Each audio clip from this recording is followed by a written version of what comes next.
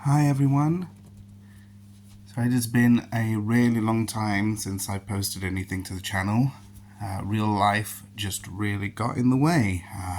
We had a family bereavement, and then almost immediately after we moved house, and then right after that my daughter was born, and just finding the time to make any sort of video has just been impossible. But it has just recently been my birthday, and to treat myself with a voucher that they sent me, I ordered something from the Folio Society and decided to do an unboxing. This is one of my favorites. The story of a young wizard with a lightning scar who, after living with an abusive aunt, discovers he can do magic and goes to join a school for wizardry where he meets his best friend and a rival. I'm of course not talking about Harry Potter. Sorry for those of you who didn't read the description of the video and got disappointed. Folio Society have not done their version of Harry Potter. I am of course talking about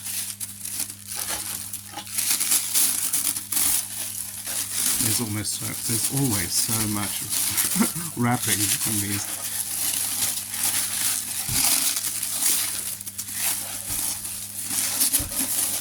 I'm of course talking about A Wizard of Earthsea by Ursula K.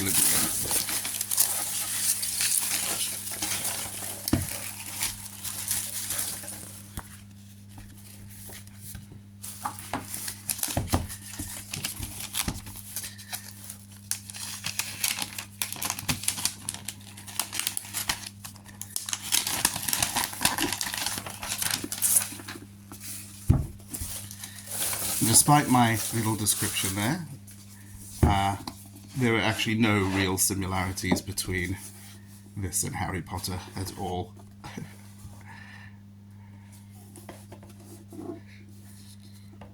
Now, I came to Earthsea very, very late. I only discovered it maybe like 2 years ago. I wouldn't say discovered it, I'd always heard of it, but I only first read it maybe about 2 years ago.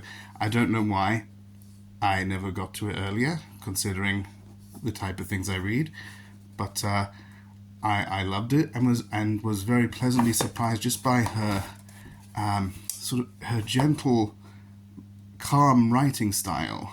How she could convey so much in so few words was amazing to me.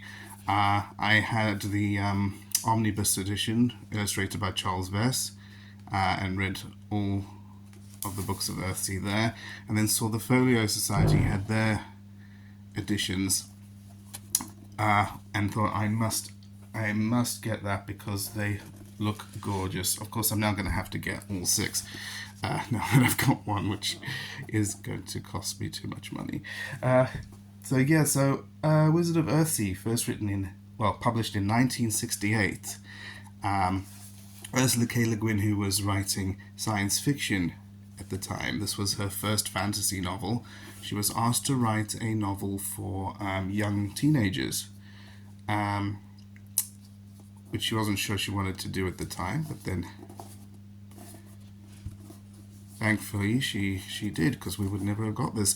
I would say this is one of the most influential fantasy books written, sort of the bridge between classic fantasy and modern fantasy.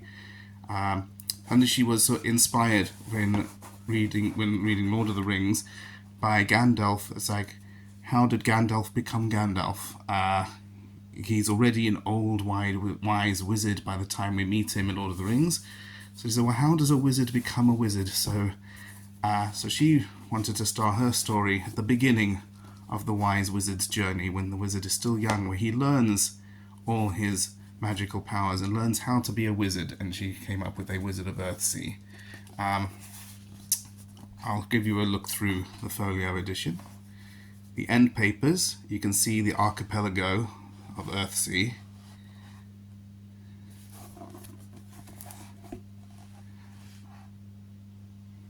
on both end papers.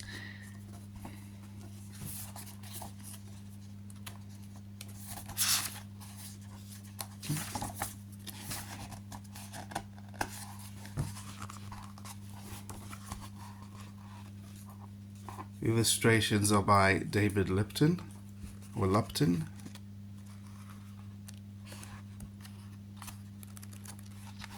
These are absolutely gorgeous paintings.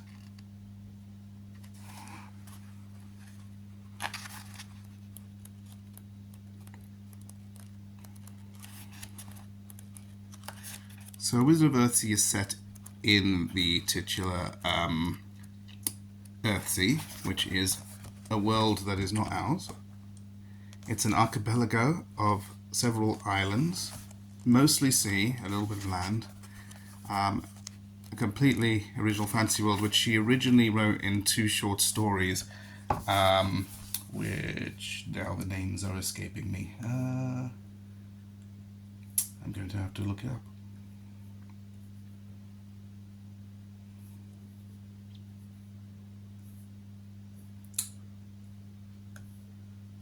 One second.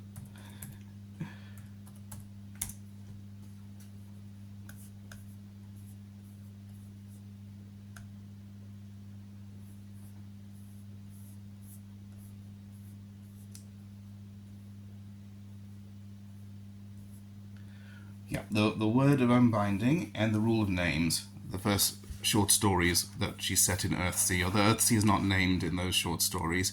A Wizard of Earthsea is the first novel. It is about a young boy, like I said, who discovers he can do magic. Yeah, and he starts to learn magic by a witch in his hometown, where he's been working as a goat herd, and eventually starts to learn from his wizard mentor, Guin, and then goes to a wizard school on an island to learn his magic there. He encounters a dark force, which is entirely his own fault due to a mistake he makes while showing off to try to impress a girl. What I really like about it is the stakes are not usually in epic fantasy, the stakes are huge, world-ending, good versus evil. There's a dark lord or an evil empire or something. All the stakes in this are very personal, and small. The dark entity that is in this book is after our main character only, and he caused it. He caused the problem in the first place, which makes the story feel very small and personal, and yet also you feel very much invested in it. The world of Earthsea, the way the magic works, is you have to learn the true names of things and people, and that gives you power over them, which also then ties into the story as well. This Ged is meant to be the powerful archmage at some point in the future, but this is at the very beginning where he makes lots of mistakes. He's very arrogant at first. This is very much a coming-of-age story of how he starts as an arrogant youth and then matures.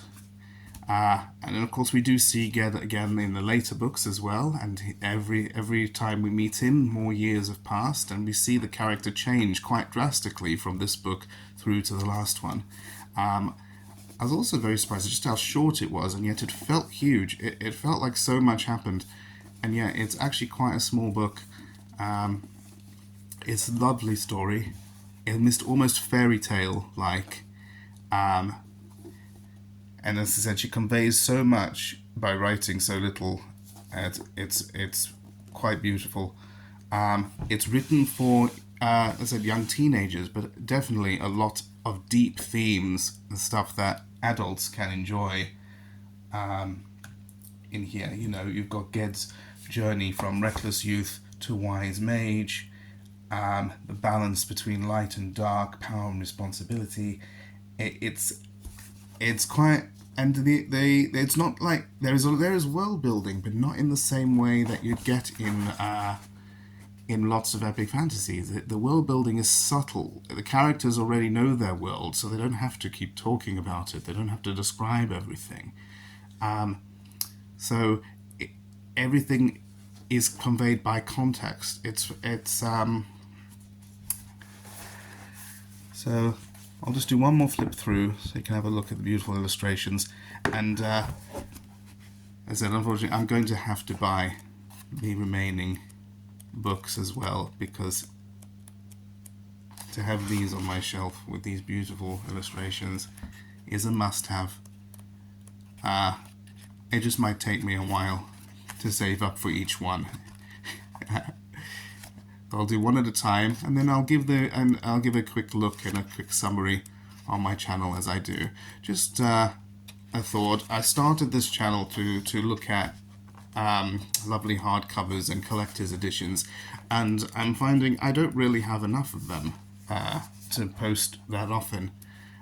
So I am wondering maybe I should start posting about paperbacks and other books as well, and just doing some other general book descriptions and book reviews. If this is something you'd like to see, maybe just let me know, pop a comment down below and tell me if you'd like me to just go through some other books that aren't special editions, that aren't hardcovers, because really I'm not going to be able to just keep buying. It's just too expensive. That's lovely.